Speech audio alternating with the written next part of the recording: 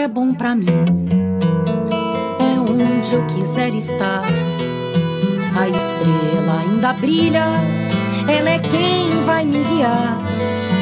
Ser guerreira é minha sina, batalhando pra vencer. Tenho voz pra ser ouvida, tenho sonhos pra viver. Não vão mais conseguir me anular, me calar. Ninguém vai me impedir de cantar e lutar. Seja em casa, no campo, na rua ou na praça. Chega de mordaça, agora eu vou falar. Porque eu sou mulher pra fazer acontecer. Eu sou uma delas, são elas por elas, ocupando os espaços de poder.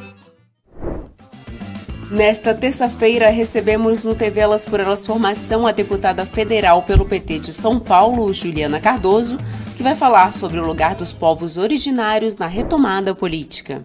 Olá, eu sou Juliana Cardoso, sou deputada federal do PT do Estado de São Paulo, sou indígena e hoje eu estou aqui para poder falar um pouquinho nessa relação da formação política das mulheres que está sendo produzido especialmente na Semana das Mulheres. Então, por conta dessa nossa atuação, eu quero me apresentar para vocês e falar um pouquinho sobre a nossa pauta. Bem, eu, apesar de hoje ser deputada federal, eu nasci e fui criada aqui na região de Sapopemba, no estado de São Paulo, na capital de São Paulo, na região da Zona Leste, né? Eu sou filha de mãe negra e de pai indígena, e infelizmente, eu sempre digo muito isso, eu fui a única vereadora do PT eleita por 4 mandatos na Câmara Municipal de São Paulo. Portanto, eu sempre bato palmas para a iniciativa, né, do programa Elas por Elas, da formação, porque a gente cada vez mais precisa ocupar espaços de poder e decisão, no parlamento ou em qualquer outro espaço que a sua militância se encaixe, se organize, nas lutas, né, que são tantas na nossa caminhada, de trabalhos junto com as mulheres, principalmente. Então, venho de uma formação política das comunidades eclesiais de base da Igreja Católica, que a gente fala sobre a teologia da libertação. E em 2008, eu consegui me eleger, né, pela primeira vez, com 28 anos. Naquele período, eu fui a vereadora mais jovem, que assumiu a Câmara Municipal de São Paulo. Depois de mim, abriu portas para outros jovens estarem aqui também ocupando esse espaço de poder. Bom, a partir disso, eu entendendo que a nossa militância sempre é muito articulada na luta popular, da luta popular, do movimento social, das causas que são vinculadas à saúde, à defesa da criança, adolescente e juventude, à relação dos direitos humanos, a denúncia, né, incansável sobre o extermínio da juventude, da pobre da periferia, principalmente aqui, quando a gente também fala sobre a pauta LGBTQI+, o quanto a gente ainda tem dificuldade de que a sociedade compreenda, né, que LGBTQI+, são pessoas, né, que são gente, que são pessoas com sentimento, e que podem ir e vir para onde quiserem bem entender. Portanto, a gente sempre está trabalhando para que tenha respeito, né? Respeito na igualdade racial, respeito também se transforma para que a gente possa ter muito mais cultura nas nossas regiões, para que a gente tenha uma educação pública de qualidade, para que a gente chegue, enfim, um dia no tão sonhado igualdade de gênero, né? Bom, então todos essas atuação, que é uma atuação muito organizada a partir de onde eu entendo da periferia da cidade de São Paulo, de onde eu venho, junto com o movimento social popular, a gente trabalhou em projetos de lei e sem deixar de lado, e aí um pouco eu vou falar sobre isso, a defesa do meu povo, né, do meu povo indígena.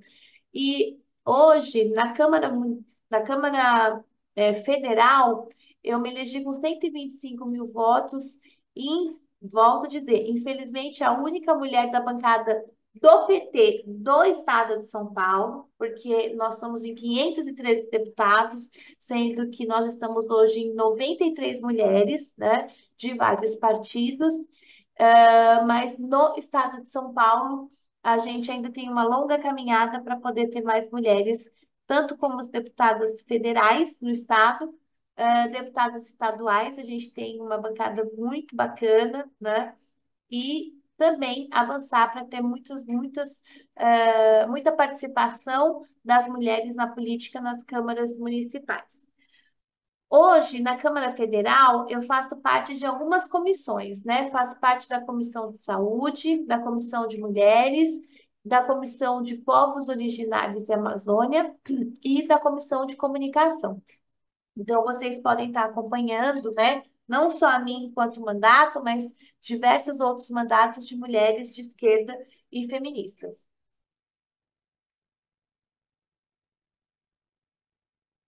Bom, nós vamos falar um pouco sobre a importância, né, do tema que foi pensado hoje como essa aula de formação. Como vocês percebem, eu não sou professora, né? Mas eu quero trazer questões importantes aqui que sirvam para refletir sobre o meu povo, os povos originários, assim chamados porque são habitantes pioneiros dessa terra. A gente precisa enxergar com muita profundidade, com muito profundo respeito e pensar em políticas públicas efetivas que reafirmem a condição de dignidade dos seres humanos, todos eles, né? Mas aquele povo que não consegue compreender que nós indígenas temos aqui um local que precisa ser civilizatório para que a gente possa prosseguir, né? Porque nós somos guardiões da floresta. É, Toda a composição indígena urbano ou indígena aldeado são composições que trazem a referência da mãe natureza, né? Que trazem a referência, principalmente, do entendimento que nós somos um povo que precisa proteger a terra. E não é só proteger a terra necessariamente no Brasil, mas a gente tem trabalhado muito para poder refletir sobre essa crise ambiental, né, que a gente anda vivendo nos últimos tempos. Então, isso pressupõe que o respeito aos direitos de toda pessoa, principalmente do meu povo, ele tem que sempre, sempre ser lembrado, infelizmente, durante toda exposição de qualquer lugar. Óbvio que a gente tem uma parte da sociedade que enxerga o nosso povo como um povo guardião e que tem esse respeito, mas os espaços que infelizmente, tem no parlamento, às vezes no judiciário, às vezes no executivo, dependendo de qual é o seu governador ou o seu prefeito, acha que nós estamos aqui querendo usufruir da terra. E quando a gente fala sobre usufruir, eles não conseguem enxergar os dados, por exemplo, do IBGE. Você vê que em 2022 teve, com apoio da FUNAI, apontaram que a população indígena do país chegou a quase 1.693.000 pessoas. Isso vai representar 0,86% de total dos habitantes. O Brasil tem mais de 266 povos indígenas, né, que falam mais de 160 línguas e vivem em 731 terras com diferentes estados de reconhecimento. Isso porque nós estamos falando aqui sobre os indígenas isolados, né? Que você não tem contato nenhum, não sabe por onde anda, mas eles existem. Quando você olha para o IBGE, pouco mais da metade, quer dizer, 51,2% da população indígena está concentrada na Amazônia Legal. E em 2010, quando foi realizado o censo anterior, foram contados 896 mil indígenas, ou seja, em 12 anos teve um aumento de 88%, e esse crescimento é fruto de mudanças do método da pesquisa, porque vira e mexe a gente tem que estar trabalhando com os pesquisadores, né, com os doutorados, mestrando, entendendo que o meu povo, o nosso povo indígena, tem a sua característica e tem formas da sua cultura que muitas vezes não é só colocada no papel por alguém que não enxerga o dia a dia do nosso povo. Então, também as mudanças nas pesquisas foram muito importantes para a gente poder também compreender uma parte desse nosso povo, né? Bom, enxergando que nós existimos, a gente tem que pensar também quais as formas da legislação nos ajuda a estar vivos, né? Uma delas, por exemplo, é a Constituição Federal de 1988. Hoje existe extermínio do povo indígena? Existe, mas ele só não é mais grave da forma que eles gostam de avançar com o extermínio por conta dessa Constituição, né? Você pode chegar no artigo 231, que ali vai garantir aos povos indígenas o direito da terra, que são originários dessas terras, que são imprescritíveis, né? E inabaláveis, né? Por que que a gente fala sobre isso? Porque essa norma, essa lei, né, esse direito internacional, que foi pensado também pela Convenção 169 da OIT, que os povos indígenas e tribais, eles têm que ser protegidos, né? E a maioria da STF também entende que essa Constituição reconhece o direito do meu povo sobre as suas terras e as ocupações tradicionais. É um direito originário, ou seja, é anterior à própria formação do Estado. Olha que interessante isso, né? Antes de chegar a lei, de chegar papel, de chegar quem é dono, isso e aquilo, nós já estávamos aqui nesse estado, nesse país, principalmente. Bom, quando a gente enxerga esse conceito, a gente vê que os passos que a Câmara Federal tem feito contra os povos indígenas é um ataque, né, aos nossos direitos. E quem está atacando os nossos direitos? Primeiro, são os ruralistas, né? São aqueles que são detentores da terra pelo lucro, não detentores somente da terra para poder cuidar, né, do nosso planeta, mas são detentores da terra só para conseguir ter lucro em cima da dignidade da dignidade humana.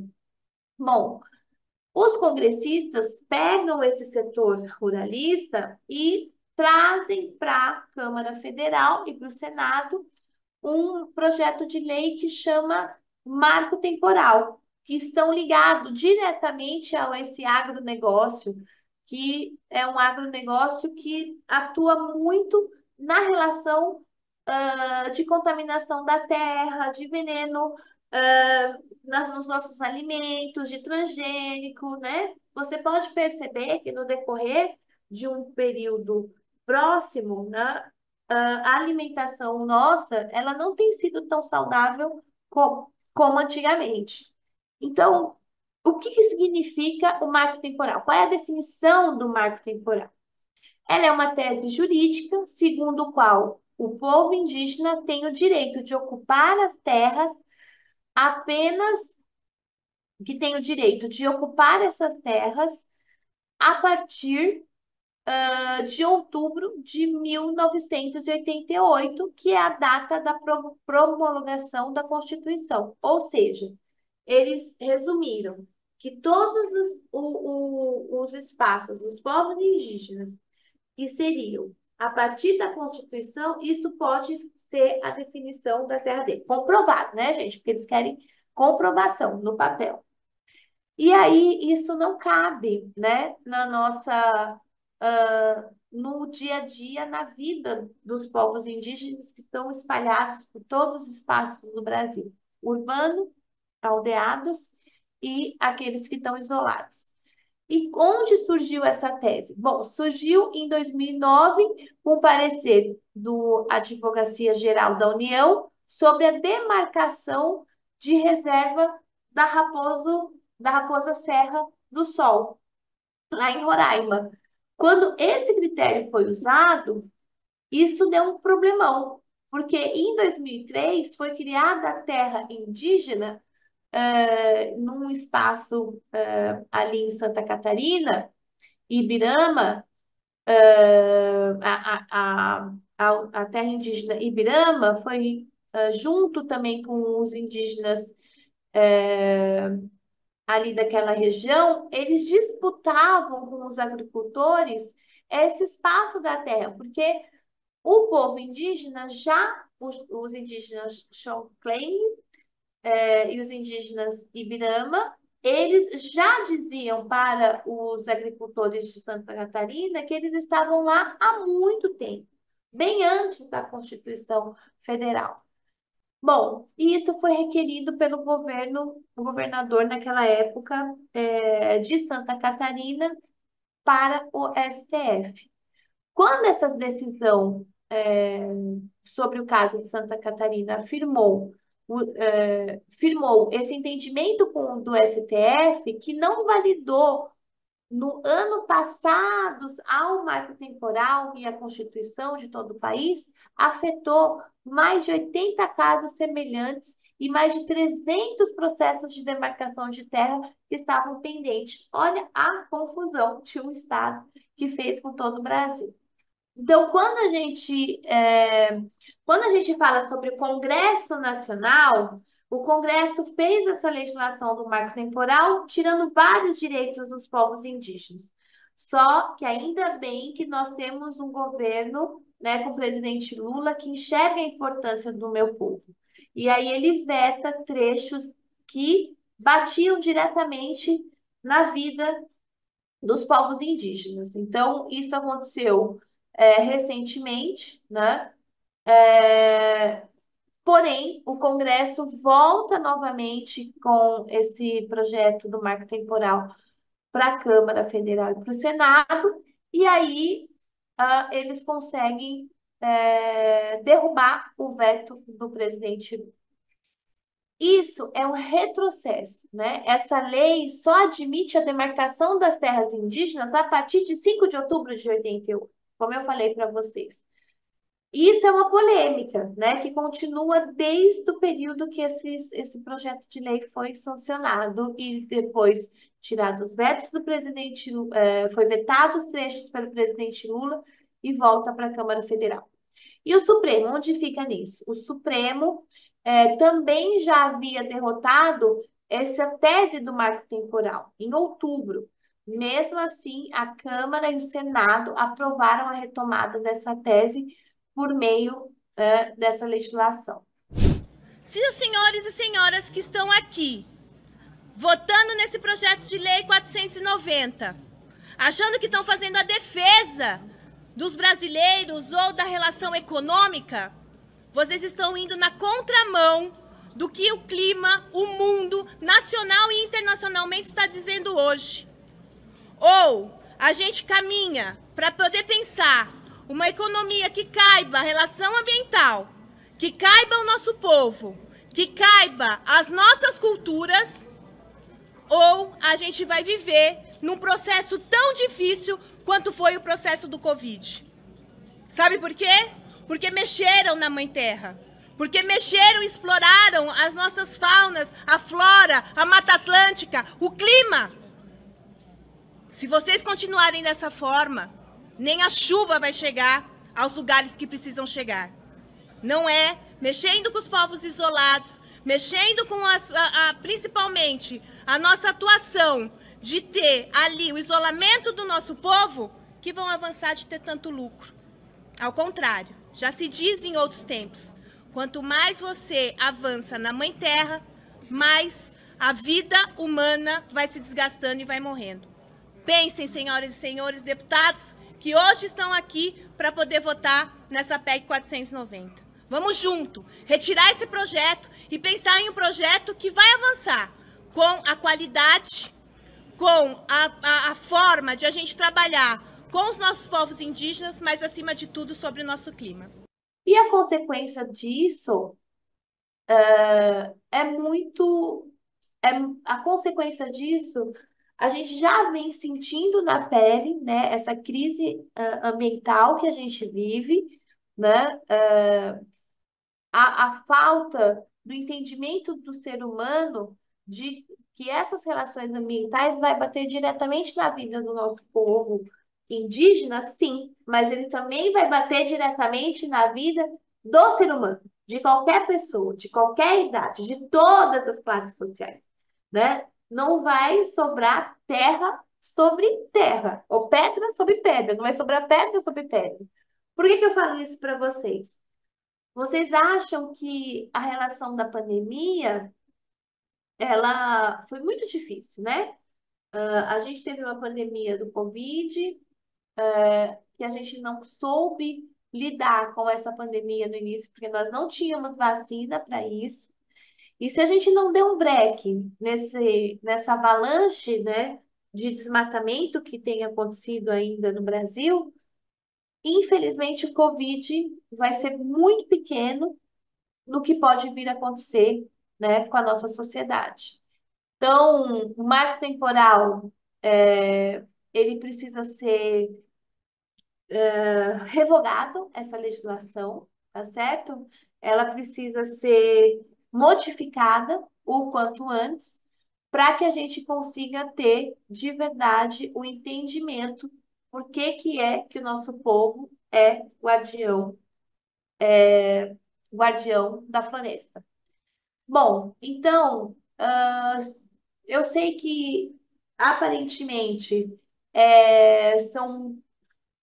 a gente não consegue compreender, né, o que significa, né, tudo isso, mas ele diretamente trabalha para poder ter empreendimentos predatórios como garimpo, como a prática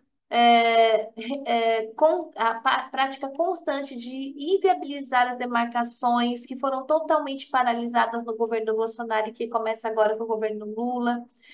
São muitos interesses econômicos, de muitos conflitos históricos de terras indígenas devido às suas riquezas naturais. A gente tem muita riqueza natural nesses espaços das demarcações para os povos indígenas.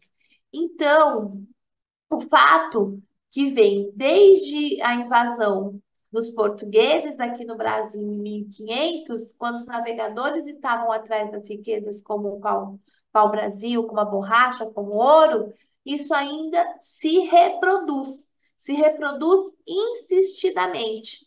Então, infelizmente, hoje os ruralistas, principalmente do setor do agronegócio, porque a gente tem vários ruralistas, mas eu vou falando especificamente do agronegócio, que vivem atrás de terras para pastagens dos gados e colocando os garimpeiros em busca de minérios. Além de ser inconstitucional, a lei tem outra aberração para autorizar o cultivo de organismos geneticamente modificados em terras indígenas, e que hoje é proibido, né? Isso vai transgredir costumes e tradição do meu povo indígena. E à medida que poderá gerar contaminações das sementes, comprometendo toda a biodiversidade, o patrimônio genético dos povos indígenas, a segurança alimentar e o bem-estar não só do meu povo. E essas atividades predatórias terão prioridades, prioridades independentes dos direitos seculares do meu povo. É um ataque não só contra os povos indígenas, e quero reafirmar isso, mas o marco temporal aumenta significativamente o desmatamento e rebaixa as metas climáticas em nível global. E isso pode promover muitos problemas. Problema do clima, do regime de chuva, que são comprometidos, de ferir de morte as nossas florestas e a nossa terra. E a conta vai chegar para quem? Para nós, para o mundo. E alguém sobrevive sem água, sem alimento, né? Alguém sobrevive sem a gente ter um mínimo, ou morrer de calor, ou morrer de frio, porque isso que tem acontecido com essa crise climática. Bom, acabar com essa política de uma forma intensa vai depender muito mais da gente, né? De cada um de nós, não só os parlamentares, mas de cada um, cada pessoa, para poder dizer não a esse tipo de atuação do marco temporal. Nós precisamos, evidentemente, né, trabalhar para que a gente consiga avançar nessa proteção, não só do povo indígena, das mulheres indígenas, de várias coisas. Então, falar um pouco sobre o governo Lula é falar sobre o respeito dos direitos seculares dos povos indígenas, que foi demonstrado pela criação dos povos indígenas, a nomeação da nossa representante, que está lá com a linha de frente, a Sônia Guajajara. Foi uma grande conquista que significou o reconhecimento da sociedade brasileira com esse povo, com o nosso povo, com o meu povo. Trata-se de reconhecer um papel como o verdadeiro, a verdadeira existência, né, do nosso povo. Bem, e como disse o presidente Lula, é uma dívida histórica a nação brasileira com quem cuida, e cuida muito bem do nosso meio ambiente e garante o nosso futuro. Como o Ministério dos Povos Indígenas são os protagonistas dessa política pública.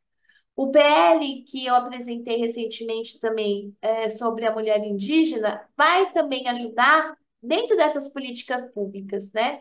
Para que avance o direito das mulheres na legislação brasileira, que são muito nulas. A gente não tem ideia a dificuldade que as mulheres indígenas têm, às vezes, de ser reconhecida, ou ter pelo menos contribuições milenares do desenvolvimento sustentável na formação cultural do nosso país. Então, essa legislação ela foi introduzida pontualmente na Lei Maria da Penha para falar sobre o enfrentamento da violência das mulheres indígenas, na promoção do acesso à educação e à saúde. E esse projeto já foi sancionado pelo presidente. Outra ação do governo do presidente Lula foi o Hospital Indígena. O governo federal anunciou recentemente a conquista importante de uma saúde especificamente para o povo indígena, por conta principalmente pelas coisas que têm acontecido com os Yanomamis, né? Então, ter um hospital que enxergue, né, a cultura do nosso povo foi extremamente importante para poder eles estarem para dentro da saúde pública, né? No meio de tanta crise humanitária que eles sofreram naquela região e que a gente ainda sofre em diversos outros locais, porque não tem conseguido adentrar em determinadas cidades no estado de Roraima, porque está estado de sítio. Governo federal, Polícia Federal, o Exército tem cada vez mais atuado, porque tanto o estado de Roraima ou municípios já estão muito viciados para poder dar guarida aos garimpeiros. Então, eu quero agradecer muito a oportunidade de estar aqui com vocês nesse momento importante da formação política e dizer que podem contar com a gente, acompanhem mais os mandatos, né, dos deputados e deputadas federais do PT.